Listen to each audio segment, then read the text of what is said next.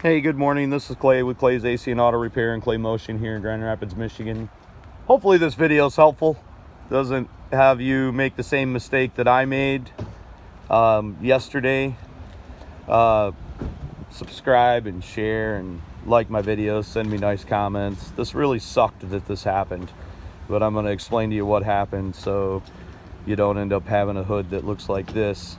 Basically, we were in a hurry yesterday morning. We went to leave and we shut the hood. Pat didn't realize, that's my wife, didn't realize that it didn't have one of them gas shocks that hold up the hood, so she shut the hood. Well, it bent the hood prop, and then me being in a hurry, I just grabbed the hood prop and I kind of straightened it out and laid it down.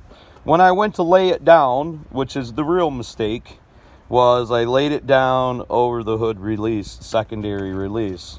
And as you can see, I bent that all to crap because when I did that, it laid over the top and went down inside here. So I could get the hood to pop, but I couldn't get it open because this would not move back and forth. Yes, it's very stupid. And I looked at it for an hour. The unfortunate part is I had no choice but to destroy my hood on my car. It really sucked. Have pity for me. It was very stupid. It was not Pat's fault. I mean, I made this exact same mistake before. I've never actually, made the hood such a way. And she tried to tell me that, is that going to be a problem with that laying over the top there? But I was in such a hurry, not thinking. But don't make this mistake on your Honda. Remember, if anybody else can do it, you can do it too, even if you're trying to mess something up when you're not trying at all.